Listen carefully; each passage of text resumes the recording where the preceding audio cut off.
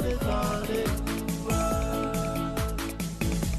Afia tu ya miki Alona usali Susuga la lona so Maleno ko amal Ai pola pui puye ele kale Salina amba vale vale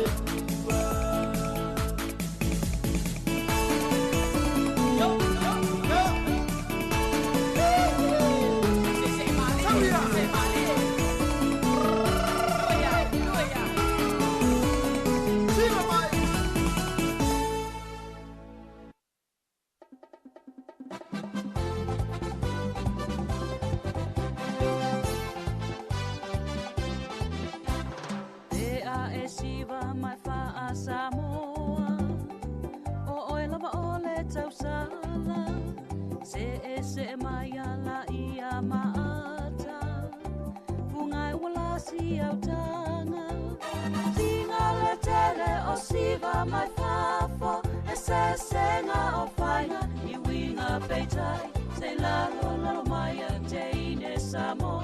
ko kawa oa.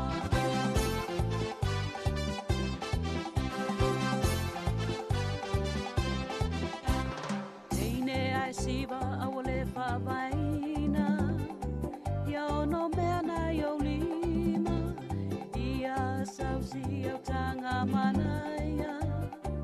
Ata folinga Tinga la tele o siva mai fafo Ese senga o faina I winga peitai Se lalo lalo maya te ine samo Ko kawa o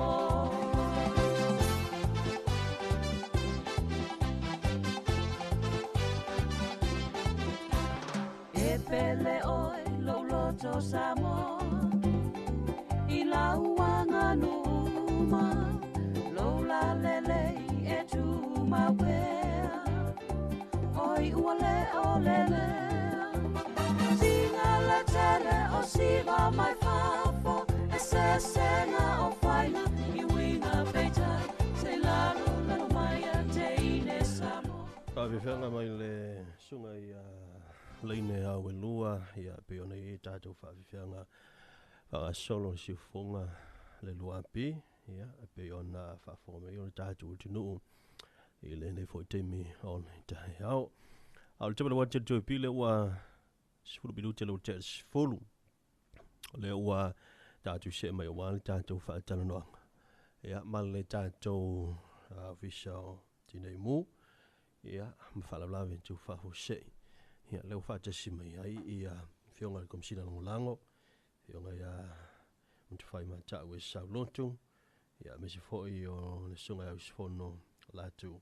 ya o ya leo le fisi ni o vai no sang le mu ya fatalo fatu ile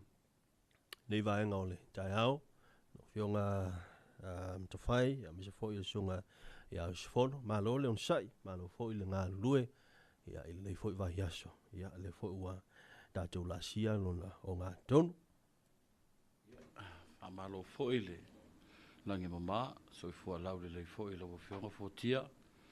la vom fatto no le ne pokala me matango fie morio o malo pu eli ele ia mama lo tatu tunu wa la vale ala leo ta wala tu ala leo ya se manatu ta o foi mo ne tatu tanga te le taimi male taimi fa ele leo fatawa fa mafunga anga le fionga ile minister ne fionga ya wa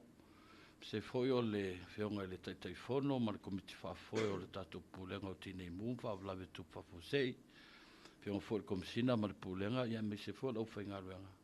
ma tu te fatalo falo ia to le nita ia o matango fie tai au na liunga lua wa mai le tu i loto soifua ma so mato wola se pa ia ma lunga se tatu tunu mai lava I mango te tele o lava I maunga iti nei o tatu whanau iti ia me se foi o le tapua inga ma whaafale le malua I lau whaingaru ngalua le tua I so se tapu Samoa au atu nu ama mau foi a le whainga malo foi ma le o lato whaiwa le nei aso ia pa teile lofa malanga leo le tua manatua ia o lo malu lau tau lava le soifua ma le ola whaua wina fui o ngā ruenga o nei vai aso o le fuuta to iai le o ngā tatonu. Ia, o se whaatalofa le nā i le nei tae au, whai ea musui o le ma wa se lua ma le sunga i le ofisa senior nei, ma le whaaloalo. O whaaftai, ia o te lo lewa whaatulima lau fionga lo komisina lango. Ia o whaifoi musui o le fionga le minista, ia misa foi o le fionga le komisina ma le tātou ofisa. Ia o te lo o le ua ta o mai le au iwi o le tātou tanaloanga le tae. O le ala fotu ia lau fionga le komisina lango. Ia o le foi e mai tau whaafonga le tātou tino. Lisi foi o nei whalavelave tau mu le foi sātu le mai. Ia inai mai aso le mauantu. Ia a o le tūlanga foi o lo iai tātou. Le tūlanga o le tau foi le a vevela. Ia ma le tau mātūtū o le onino. Ia ai le leo la fo antu la ofio ngel komisina. Ia se isa noa ia ile tūlanga pe ona ia nisio o vaenga nei lo fe ngai ma le tātou ofisa. Me se la vo tātou whalavelave ia tupu whaafo se i ma tātou whalavelave tau malaia po tātou mu. Ma le whaaloalo. Ba lo faftai la ofio fotia mo le avanoa mo le a mo se folo sanga ile pe ona tu ina mai le fafsili. Ia moni saunoanga ile tolu vai aso ile lo vai aso talu ai ia atonu fo en sila fia fo le malu le tunu ala i penga ta fai langi ma me se fo yo o fa mo ngam fa la wi lo alta to pulenga ia i fa la ve te tele sa tupu mai ni se fo yo fia angel motu set i motu tele sala fai pe na ia le mu o yo tanga tonga vao i la fio anga o popua ia o le afio anga o samalai ulu, whapea foi ia le afio anga o whale a lupo anga i tufuta foi le motu tele i sawai. O nei whalawe lawe leo ni whalawe lawe la iti, i na o afia ele tonga vau. Ia ua te le se vaenga ele, a me se foi la afia i la vau, o mea tō tino, o mea tō e tua iai i afio anga, a me se foi o na iainga. Te le la wala afia anga sa iai, o na ua o le vave o le sosolo le afi ia po le afianga fo i le malaya ia pe o le tūlanga na sa iai ana mafua mai ia mafua mai lava o le whaatamala lava i le tūlanga pe o na taumwhai e ngau le vao malua ina whanua whao ngā le afi e susunu ina ai ia o taota malapisi se i tūlau ia wa avelo mo tūlanga ua apongo fia ia le afi ia pe o na esa unua ina le tūlanga afianga ngau le anino le watatu ia le nei vai tau le mātūtū o le palapala, o le vevela, o le mālosi e le savili. O vaenga umaia ua matua i whaingofia i le tupu e se whavelave. Whaingofia na sosolo. Ia ma te lea i lawa se a fianga ua iai. Pe o na iai e le, ia nei vai aso o mawai atu. O le tūlanga fwoi na iai. Ia, to tele whalau whainga luenga sa mo mia, ma ngā lulu e fwoi. Mai lava le tai au se i o lava ina tuupo le tele o aso. Ia, ne o fo le tato o whainga luenga mai o pia nei, mai o polu nei. Ia sa ngai fo i sa vai ina, ia so ani fo le tato o whainga luenga o lo i sa vai. Awa o lau whainga luenga i sa vai, ia le o to tele fo i le tato au ngā lulue. Ia mo o mia lava fo i le whaima whaisina malo longa. Ia o fo tato taavale. Ia o i tato taavale na wha moe lava mo wha lave i nei upolu. Ia o la ua na ave i sawa ima tau fi sawa i se i tau tu iti tia fianga ele nino lo i teimi nei. Ia me se la bar whaatupula ia i lavo whaalawe lave. Ai manu lavo ia i le vaenga lea. Ia e mumoli lea ngangal whaftai tele i sui o fianga. Le pūlenga li imwhai pule o alala whangane peo na tā ua. I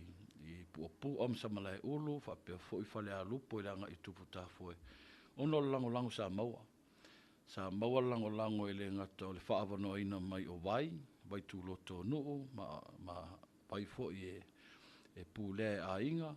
ia e me se fo i o ngata i whale ma le whaonga ino le sami, ia sa mwhai lavo na tala ne lau whainga luenga, whaingo fi e ngā luenga. Wau lava le pūlenga le whaonga ino vai nei, e fo i a fianga pe o le ona le sua vai, ia a ua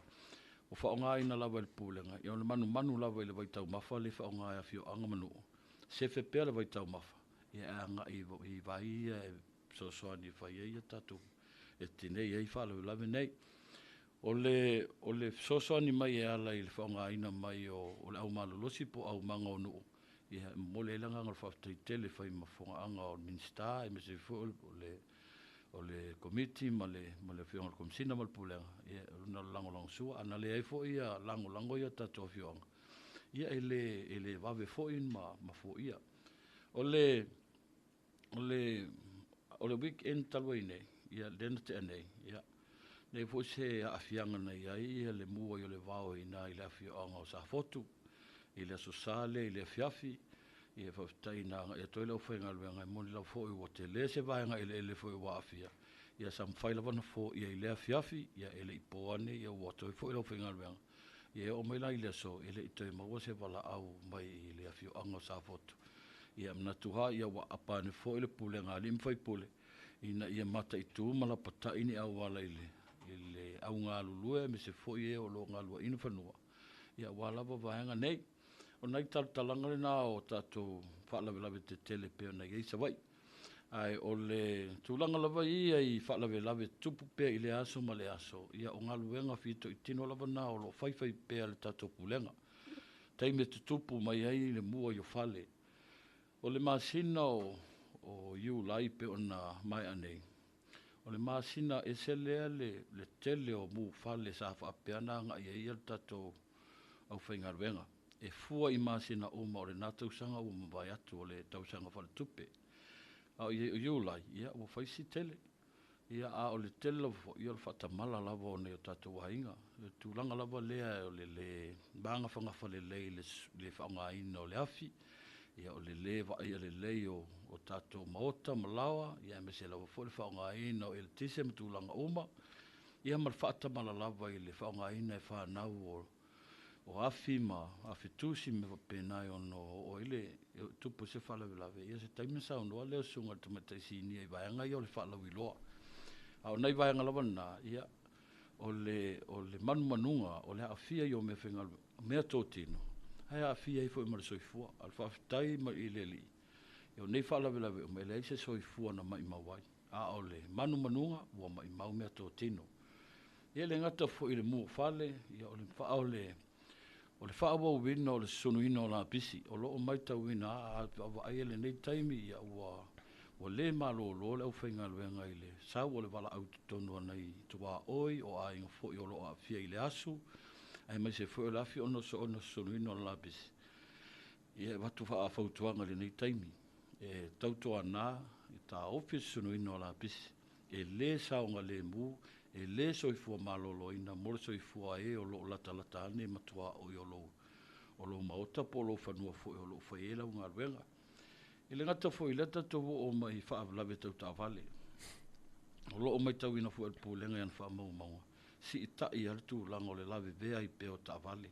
I lungo au wala, ia manu nua maa fia ile to tele i manuanga. Ia e o so soani, e o atu tatu tā vale maa. Ia bo ye ni manu anga mani au ni manu anga tu ngala fo i fala lave pe nei ai e talo to i fo i le malo se tato tu no fa fio ai no ngola tele tau to na le saunga le mu taimi uma i lunga le ala tele e le o le ngaluenga mal fa mo le tato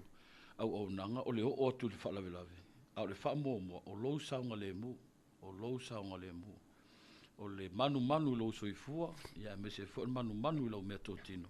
o le fua tau walungane ina ia se sa mo saunga le mu i le tato o nanga. Ia, male vai ngale o le wo lava usil fiela o fionga fotia. O le tato ambulance service. Ambulance service le a to fa fonga ia o le misi ai lungo le wala le telo taimi e. Nga e tato ta vale le nga to fa lave tu fa fose. E mese lo fo nga se o mo mi ale so so ni fa vave fa notinati mai ai. Ia o ia le tato o nanga. O nanga ina ia wave na tali atu, wave na o le fale mai. Maua se lave inga mai ao li imata mai taifo mai. Le whaonga ina leo le tato ambulance service. Ia o nei whautuanga foi. Nei vaianga lava ia o loo whianga i pēr ma le tato li ofisa ma avita avale o loo. Whaonga ina tau ta avale lea. O le tau sisia foi ae o loo ilungo au wala o le taimeanga e tuari tato ta avale. E iar kain vo ile le lua kuarka avale ngala kuale alaya luar ta avale a. le isi e ringo la wala le o tu mai sia va no e mo le tato ambulance na va beno o le fal mai ia ai silsilane vaenga ia ni tu po foi nisi fala velave ia po le afia to lo fo el ambulance ala ia tonu ngasi tonu ta vale ia na vaenga ia tona talia to lo sili fa mo le fotia ia ole fio tu le fio ngat me tai office ia wa foi nisi vaenga fa popo mo le fia fa tai ba lo fa tai tele lo fio ngale komsina lango ia mta upu ia sa tu lai mai le mo tu sala fai ia o te lo le e so o lava ia le vai so ia ne tu le mai ai nei mala ia mo tele sala fai lo fio ala se tu langa ile sa o le solo la fi e pe ona ia tato mo ia sala fai o fo inisio lu itau de tele fe ngai pe ma le tato Tineimu le o mai ona tala ia ni solo itau e pe o le suavai ani sulu itau e se mai ia il vanga le o suavai sa fe ngai ma le tato Tineimu ia malo fa tai o le sao le afi pe ona ia e faia si bave pe afu e ona o mato i mango alva mutua o le afianga tele le na o to i mango alva mutua ia o le malo si for savil o le wind speed ia determine ile vave o le alo le afi pe ona ile na ia nei fala velave na o le ala foi na o le umi fa umi o tamo fai e teneia awa le mawa le ia le pito mu le ai so o male vaenga ile io o fala velave ia fa to ai do foi le o taufia o le tulanga na ile pe ona feeling ia sa male vave o le alo le ia o le malo so savili o le vave foi na a o tele alu i tau sa o le ala lo fa feeling ia le pe ona feeling pe ona sa no ai pe ona perform mai ele ngata o le vai o le vai e fai o le tau e mau foi le vai ia tau mau foi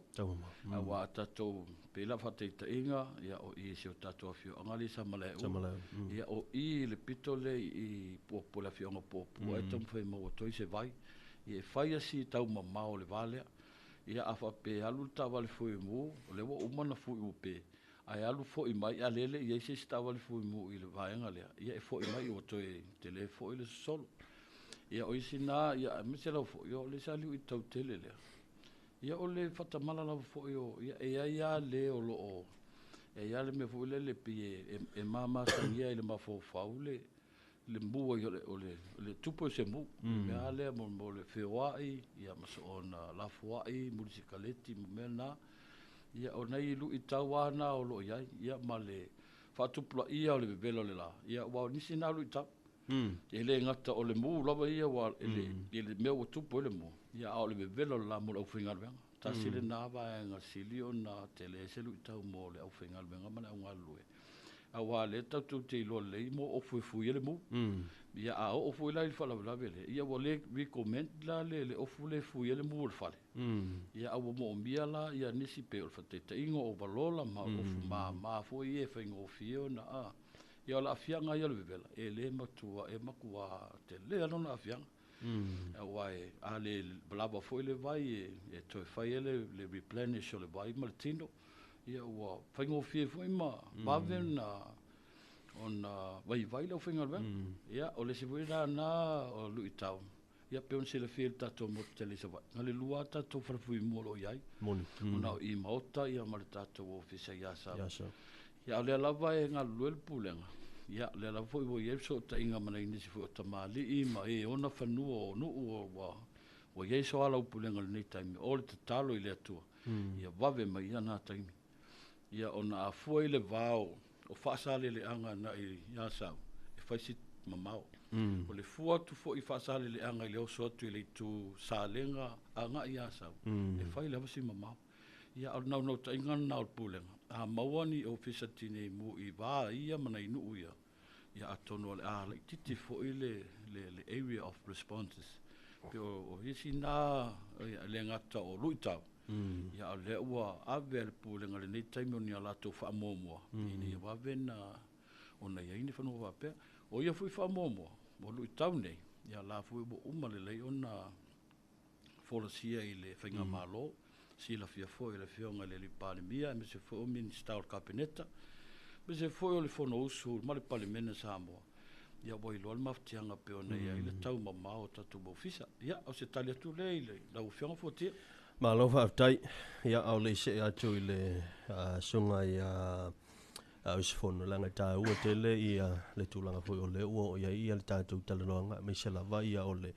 tātou iai fwoi le nei vai tau mātūntū. Alau siri muli lau whionga le komsina lango. A whene i atu tūlai mai se mū po tai hao, mo le anga i atu lumanai. Ia te pe fwoi o mū i sa tūlai mai le mo tele se la whai. O la se ngā yo inga atanganta po le nuu, po i la tō hula whai whātua anga whai mo le isi fulu minute au le i o atu i a le unanga le tātou Tineimu e tau Tiosoani le Malai. Ma lo whaftai, ia, o le whaftai mana e tele whafsi le lo whiong fuatia. O le whautuanga wa maasani e fo ina ia whioanga. Me se lava whioanga i ai whanua te tele i tonga whao e le ingalue ina. O se meto tia e mawhaina whaafengo whio, o le taha wawai. Whaia leo wawai, fo i e taha wawai i mai le waenga ui ele mu. Ia ona whai leo se wawai, fo i lea e wha mamale le eile pito mu e ina ia awane i sopole. Awane i sopole mu i le si tu e le i afia.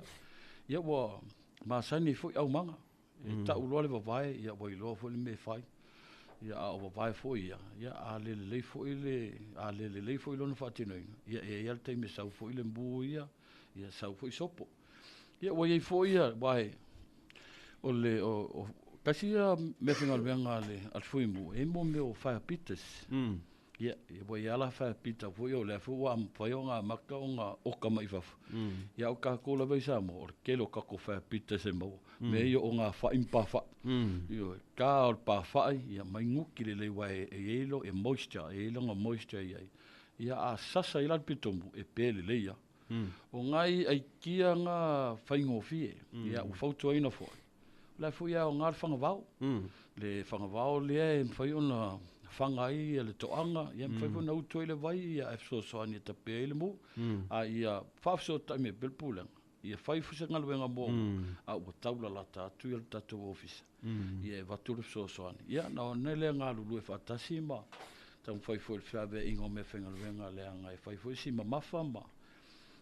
Telefon taime whawhengta i ona whai au na o lunga o tūlanga peona. Iei lau whanua ma tūlanga whapea lau whiong.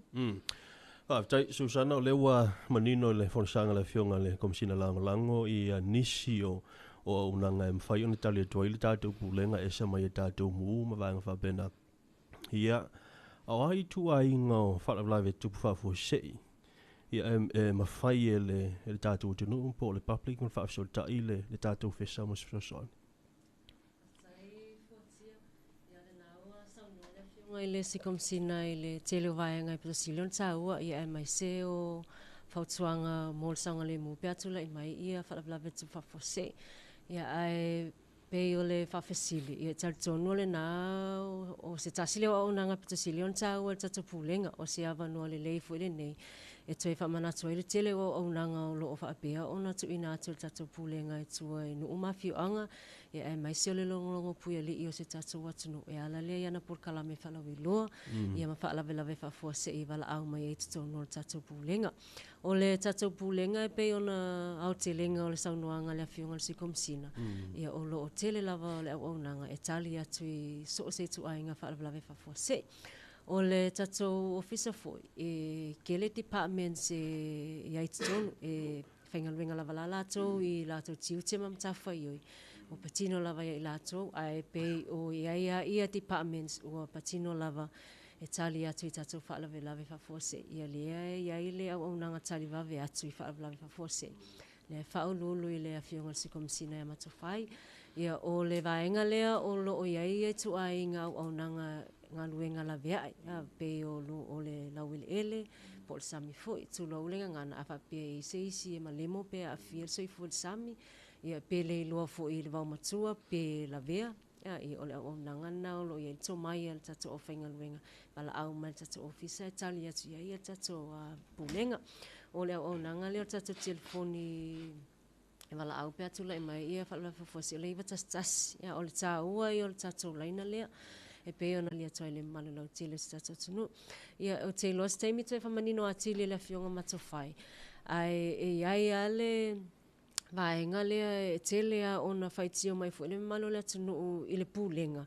e patino tonu lava le whaonga ina o tato taavale ave mai o le vaenga lea o le au nanga fu lea mana na oi e alu atu le taavale ave mai i le fale i e au mai le tangata pe e whaatino sanga tiaki masani fu i o mai e le fale pa vai pena ia o le seilo e ai lava ia ta i alam whainga whaavai ia ale tatou pulenga o ai i lalo le vaenga lea ona ele o se tiute lea e patino tonu o tiute masani po o ngaluenga whaatino al tatou pulenga lea o lo ngalulu e tatou vaenga lea o le medical response ia o ai ala fua po o le process masani e tal sanga mai ai le ofisa ia wa pea o tatou o le emergency response o le patino tonu lavana ngaluenga al tatou vaenga e tali atu i le whaalave whaafuase pe on ta o le avapea wala vea pe tula i mai se mu lungo le awala mu ta avale i o tu ainga whaalave ngai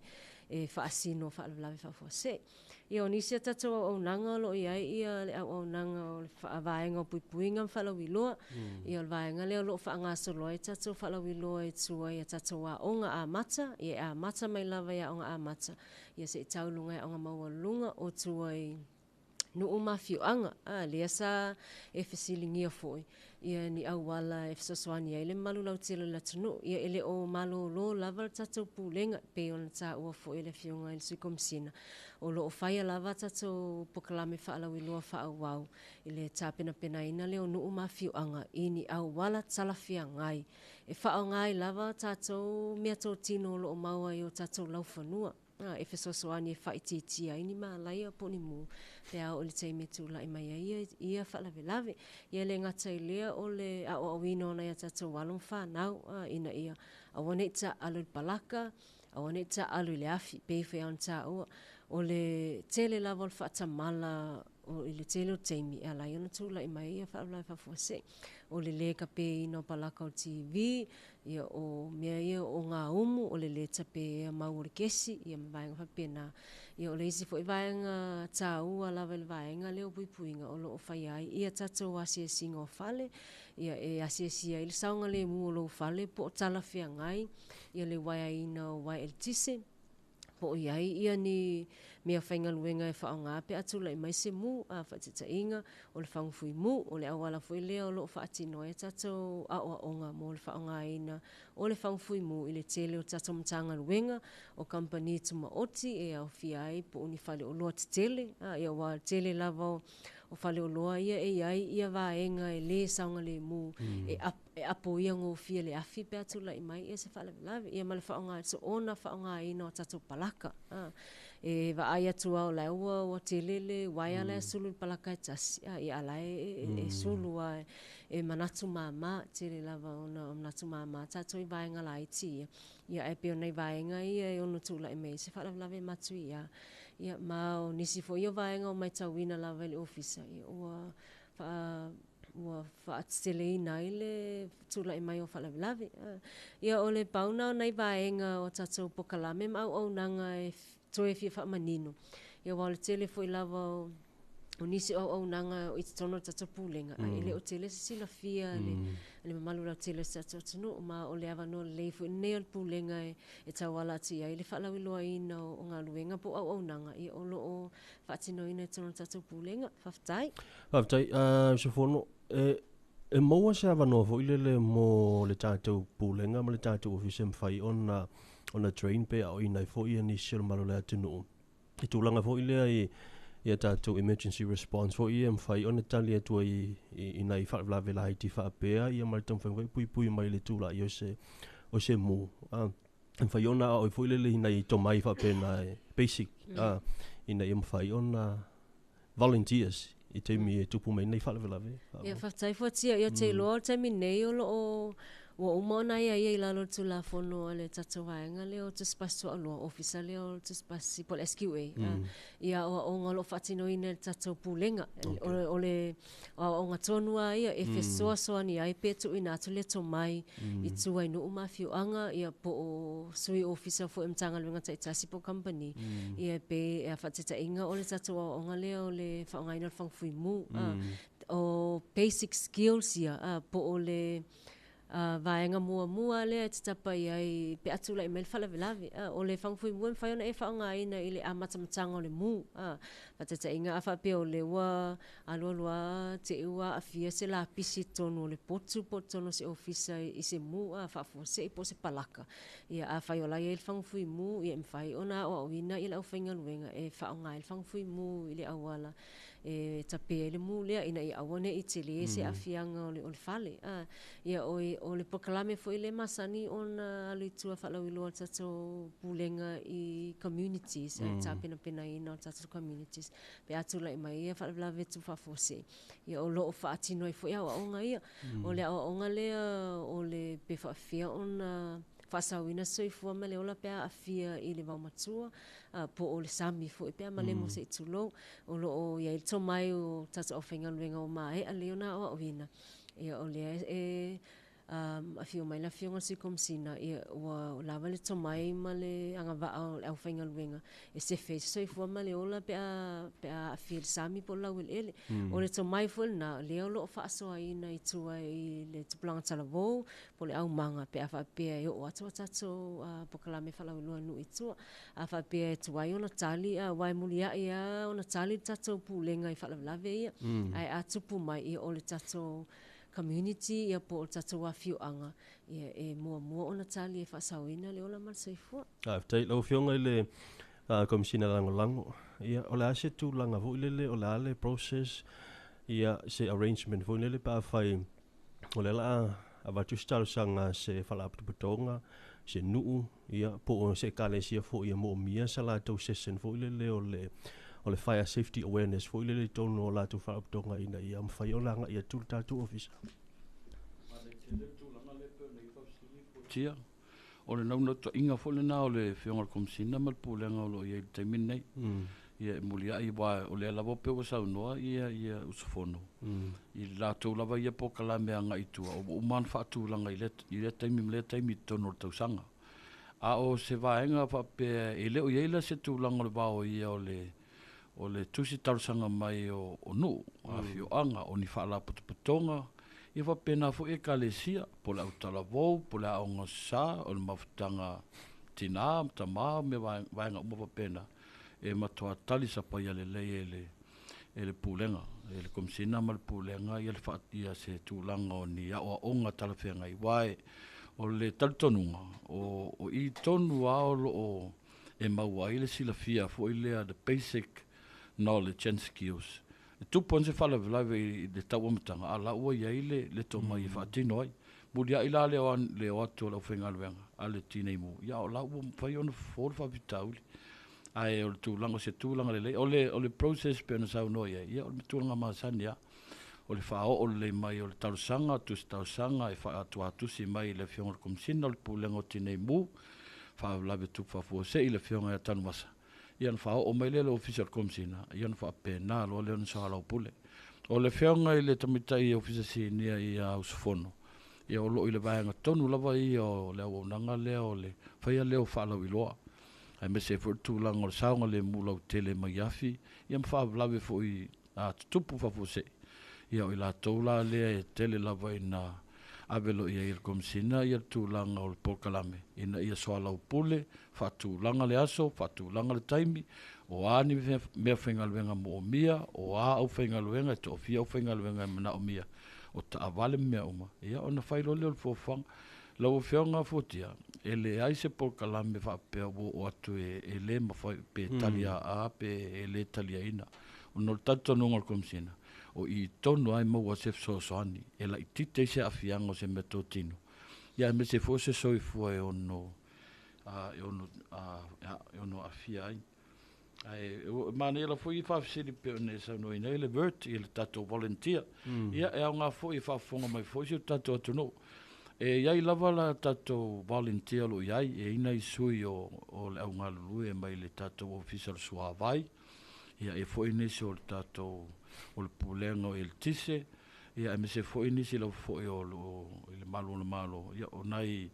uso lava nei o nei tamali foi nei, a o le tupu falua, e ua wanga i atu, o le latou ngaluenga wha volunteer o lo fatino. A o tonu lava ia tu la fono le tatou pulenga, o lo manino le ia e te tau ona ia tatou volunteers. O le tūlanga foi le piu kaku māmalama le ngō volunteer, upu volunteer, o le ngaluenga I ofufua, a tonu o le tūlanga foi. E le leia le pālangi foi le lei fafo. E mawale kei mea alua I e whao ngā ilo na taimi, spare time. Ia ku mailo ia kako, ia kawanga I singa mea hori le tua. Ia wa, ia tūlanga foi, tūna inga le alkomsina foi, ma le pūlenga wa pena foi le committee, le minister, ia, e le o se matu atu tongi foi. Ia na ni nai whamani yanga la iti lava, I to tono le tausanga. Ia a le maua se wanoa e o mai e lango ma. A lo te tala foi lava noa foi nei e whai loa toi. Oi lava o lo fia vea e whai matato volunteer, e tau o le mato o le VERT, o le VERTS, ia. O le Volunteer Emergency Response Teams Samoa, ia a fina ngalo foi e te restaura mai. Ia te tala le ofisa te su mai. Restaura lelo suafa a watu sau la watu sau toninga ia na whatatali le poani tai me tupon whalawelawe ia fui ama noa e whai e tole ninga na le tupon whalawelawe tele ia lawa e luatu ia mama lama fui whatinongo ngaluenga e mese whaonga ino me pengaluenga ta ua fui wangala liba tastas a mole vili liba tastas ia pe awa pe utupus whalawelawe lo wainga seisi foi lo wainga wa afia ni manuanga mani mai o le tino whafose. Ia, bili tato numero lea. Marwhalwal. Te tele lau fionga I le komsina lango. Te loa a o le I toi se atu lau fionga mo le taulunga ina mai o le tātou proklame tu sama le tātou taimia. Ta sisi a usili le lau sionga usfono. Tulanga wile o tātou tala noa lavai. Tulanga whalawelawe tu whafose. Ia me se lavona I o tātou wainga. O le ale se tā ua vo le o le tau I ainga na whaatūlanga le ia sa lātou emergency evacuation plan fo ile. I te me tupu mai sa whalawelawe ala wai sa lātou plan fo ile le o where mea ngā iai o le ale ngā yoinga mo e whaatino. Ia, whaftai o le tāua I o le vaenga lea wa o le o tātou sono o tātou ainga Samoa o le toʻatele ai le ua mautu ia mauta malawa e pe ua po ua no fo I fale palangi po fale faisima ia o le vaenga lea e au fia fo tono tato a onga e tu ina atu ai no mafioanga o se o le saunia le lei o le vaenga saunga le mu po o se location saunga le mu e anga ia I pe tupu fa lave pe mu le fale o le o te loa e whalawelawe sa afia e se soi foma le o la pe o tausanga le o te ia ai o le mata mai lava pe o nta o le fiona se komisina o le whatamala o le vaenga tonu lava le e whataua ia kako trainings ia po tato awa onga ia tu ina atu tu inu umafio anga a tupu whalawelawe o le mea taua pe o nta o lou saunga le mu o lou a inga ta atia nisi vaenga pe o mea tōtino e toe maua o le soifua ma le ola e le toe maua le soifua ma le ola a va ai le leise vaenga saunga le mu I fafo le fale ma mau e se ma le fale lea e a afia e a nga ia I le taimi e tula e meile mu pe a afia lo maota ma lo lawa aua lava nei toe a nga e tono le fale pe a whaapia o lawa afia I le mu e matua whaasa lava I kako a onga I e whaatino I tua I le vaenga lea e le mawhai ona toe a nga I so se ta ngata lava I te tonu o le whale pe a whaapia o le mu o le whautuanga mo o tatou a inga tautua nana ia tatou walum whanau o le me pitu sili lava leon tau va aina I tatou walum whanau te me tula e me whalawelawe tautua nana ia tatou tamaiti tatou pepe la iti ona o vaenga ia wa tātou e tupulu whalawelawe e pe makua paniga sometimes e tupulu whalawelawe ngalo umai tātou ia me pitu sili on tau ai tautua na pe to afia ia tamai te tono le fale po ai la sai tono le fale ia ma va ai le saunga le mu tangata lau tele ia ma manatua o le taimin nei o lo o whaanga solo tato pokalame ili mo tele sila whai mo a onga amata o le vai asalonga lua o se te mal masina fo ia le ole ato e whaawa watu ai lesi tato vai ngale mo sa vai taua vai ngai mo na ia tato matua o lo o anga i fo e bifo tato whanau le a onga o ifo e whaalongolongo ma wale ava e whaalongolongo ai o lo o a o wina fo i le tato a onga amata le vai ngale a fia le fale o le ale le whaatinonga e whai ma lui fafo no fuanga saunga le mu ia ma o le whautuanga na ia po vai nga fo na e ono toe whapula toa i le vai nga o fisiringia mai ai ana on toe whapopo atu fo o tato a o ngai tu atu tu mtanga luenga po company tu mo ti talsanga mai i le tato pulenga o e mai a ona faatino le o nga le o le fangfuimu ona faatino lo la e le o le lako drill le o lo nga lulu e faatasi e tato pulenga ia mato pa nga lulu e pe o pulenga swa vai o le EPC o le Red Cross ia o le naunau ta inga ina i mawhai ona wha masani ia le malulau tele le tunu i ngai o inga saunga le mu e whai ma le anga i whafoi vaenga i e whailoa ai ia le nofuanga saunga le mu i le taime tula i mei whalawe lawe ia pei lava o na ta ua i taime usura le fionga i le suikomsina ia o le whautuanga fo i mase tu alalu le malulau tele le tunu o le tele au taimi e tinga o na whaalongo atu o lai sau le tatou ta avale ave mai o lai o la melsailini ia ai e le o whaamamaha le malulau tele pe e mese lawe tatou ave ta avale awa e lor sailingi o tatou ta avale fui mo lo na wingo lai e mana o mia le tangata le fsusuani po lai tali tatou pulenga ia na o whautuanga ia na o le whaavanoa lava o tatou au wala ai fa mo mai tato ta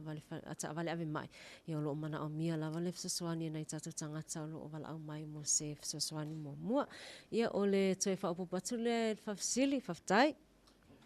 tai tele usufono ia mo le fa mamla mai na nisio vai na tawa na manino ai lo tato tinu la fo tu le ia no o fionga man tafai o le komisina lango le tato Ofisa ia o Tineimu ia stasio vai nisio vai ngai tele fia pa ia o le taulunga mai ia mataulunga mai le tato por kalame ia ile nei tai au mo lo fa lo ia malo faftai fotia mo le mato o manoa mulimuli a tono le tele o vai nga le ua vai ona tala atu ia usau no foi le fionga ile suisi nia foi o le tato pulenga nei ia na nei vai nga na toi fa ila lava ia nei vai nga umo tatu tal no o lo ia lava fa malunga tu la fono o teimi o le tupo foi fa lave ma le fa tupo ina afi o le soli tu la fono mai e au peo na fa fonga mai le malu se tatu atu ia o le tele o taimi ia o le lava ile o au se a palpulenga tu langa tu la fono ia ona manatu fo ile nei taimi le tu langa o le vano no fo e mese fo ia o le tu mama ina fo o tu langa pe ne wa o lo vai nga nei ia nisi tu langa fa inga tato le ai o ia tu la fono pe afa pe o le o se tu langa o fai la vono tangia mai le tato e malu se tato atu au vai tu la fono lo ai tu la fono tono le tato pulenga ia fa pe na fo ia le tu la fono fo o lo ila lo vai nga le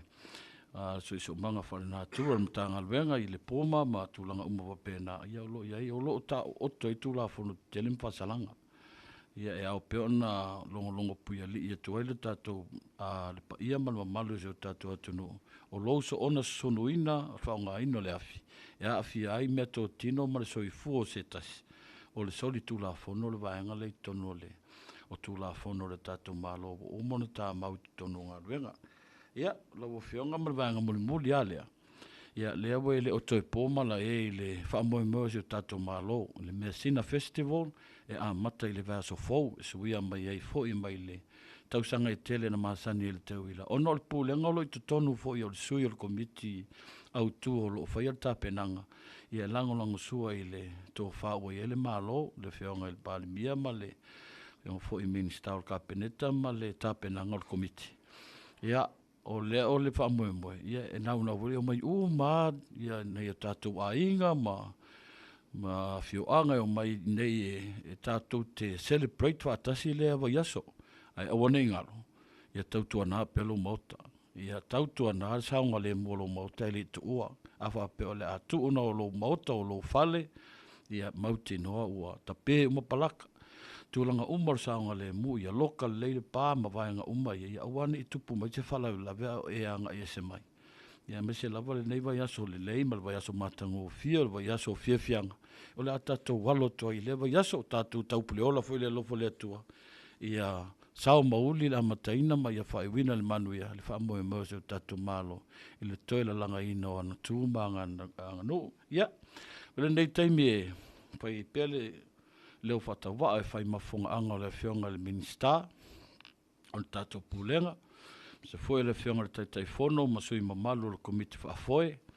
Ia le fionga foi a tanwasa o le komisina o le pulenga o Tineimu, whapea foi le pulenga ma le au whainga luenga. Ia e momoli atua i leanga anga le whaafitai tele lava, i le mai mua whaafafonga, i le sila mai foi su tātou atunu e le ngato Samoa nei o atunu e mamao i lunga upenga tawhailangi. Ia o se mātou whaalau i loa lea, o se mātou e tata longo ama se whau, ia e pule lava oi lau whaatatau. A le manu manunga o le pulenga o le afia o le soifua ma meto tino. O le mātou le atu alalo a wālawa ia se Samoa saunga le mu. O le afoi se tala ua pao papa sa o tau whaafonga ma sa o tau mai moa i le nei aso. Ia anga leile atua ma toi whaafoi maiso ma ua vai. Ia ai malu lau tau ai lo tau tapo inga i le nei aso. Lau whionga fōtia. Me se foi o le whionga le tamaitai ofisili o le tātou wala ata ma le ala leo lua api. Anga le leile atua whaafitai mo le mātou awanoa, talo fo i ene e maua pēni si awanoa si tele, whapēnei.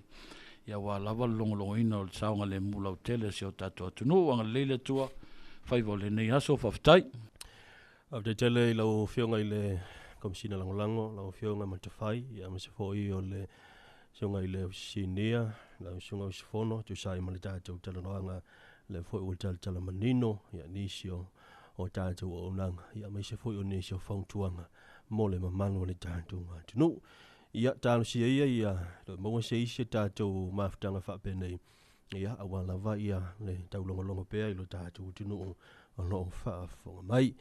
Au le tebela wate tu e pila uta whamili uta tāle o sutas. Whao tātou whaafia fianga. Ole nei foi. Tai au.